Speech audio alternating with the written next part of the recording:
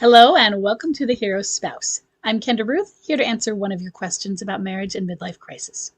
Today we have a female left behind and forward-moving spouse with a bomb drop of January 20th, 2024, a date of marriage of 2011.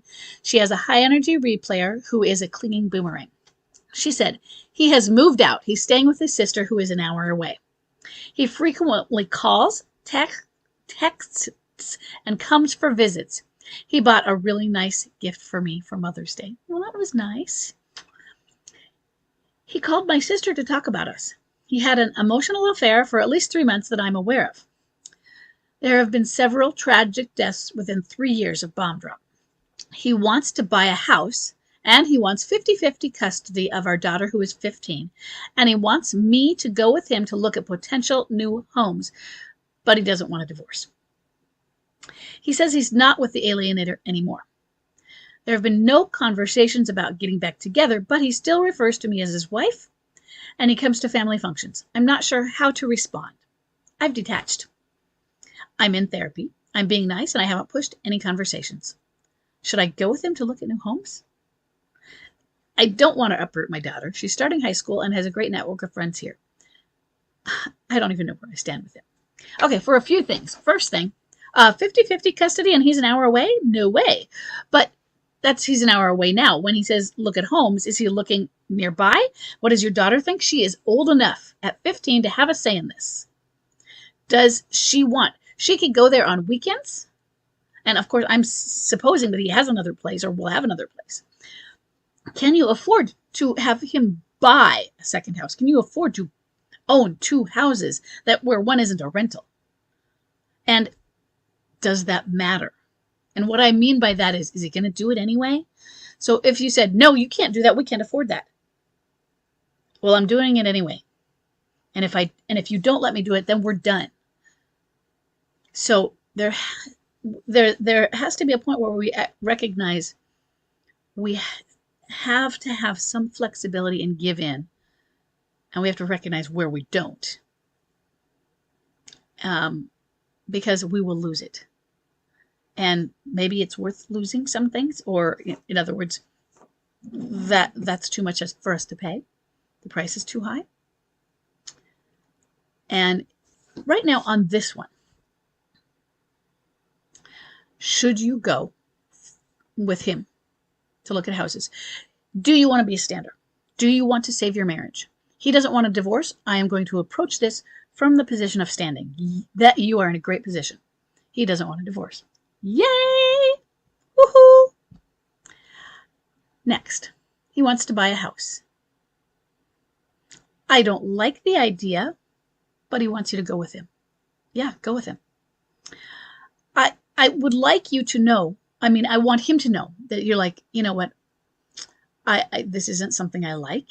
This isn't something I approve of, but I can see that you're doing it. In other words, I accept this. I don't find it acceptable. But what I'm doing is I'm accepting that it is not something I can control.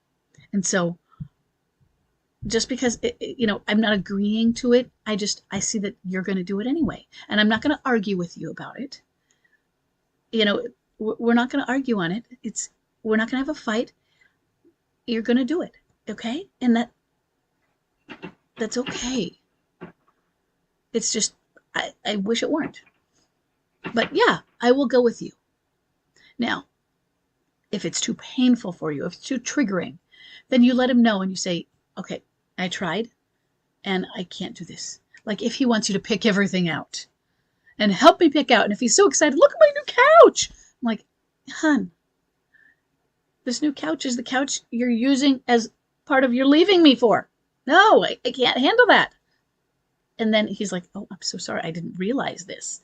Because he doesn't want a divorce, remember. But what you're doing is you are giving him space. And if you can be embracing of that, I'm allowing, I'm giving you this space. I can see this is something that you really need.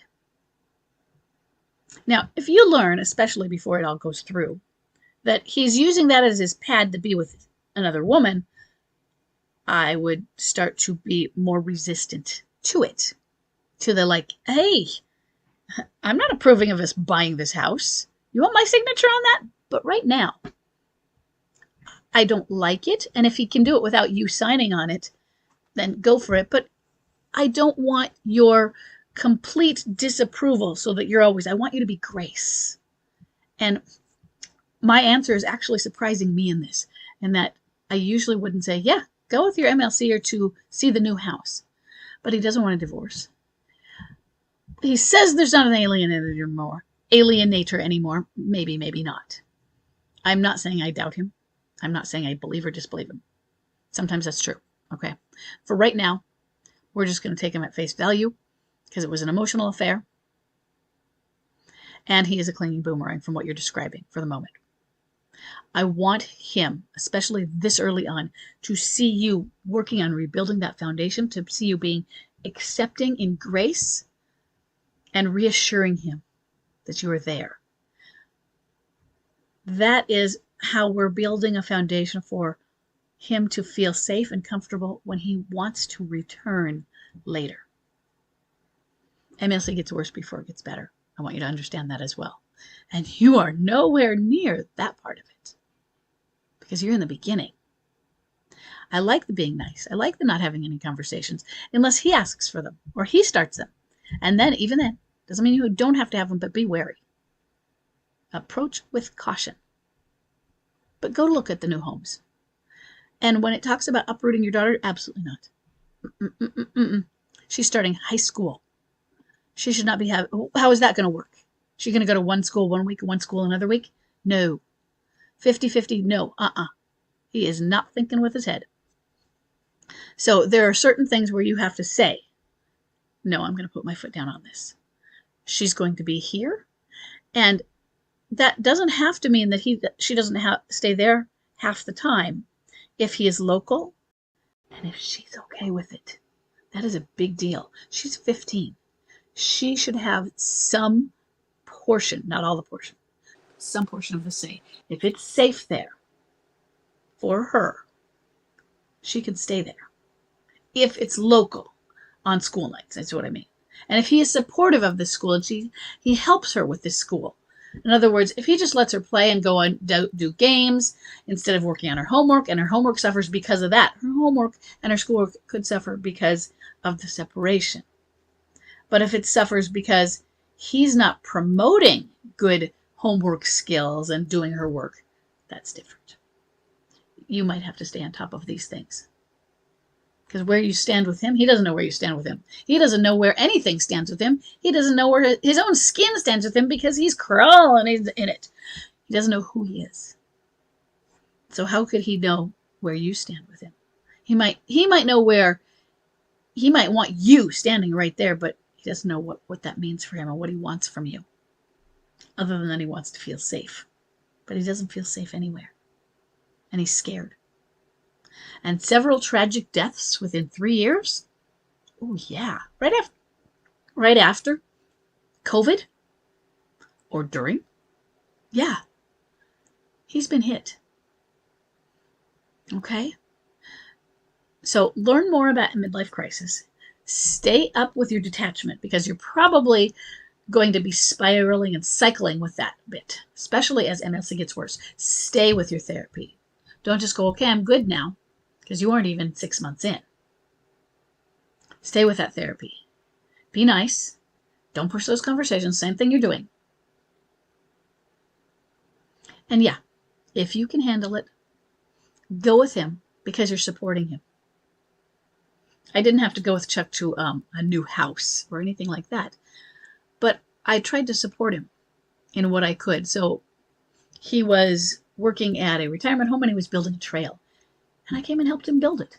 I sat by his side and we pushed out the sawdust stuff and we drove on a little golf cart and hauled it and did it all together because it was something that I was doing with him. And it was a really important trail for him to do. And it meant a lot that I was there. Maybe this will mean a lot that you're there by his side as his wife because he still calls you his wife because you are. And he doesn't want a divorce. Now, that is another sign of a clinging boomerang. You're right. He's a clinging boomerang for right now. Okay? So keep reading. if you're not already involved in either the forum or the Facebook page or both, do that so that you can learn more and more of what you need to do. And I will see everybody in the next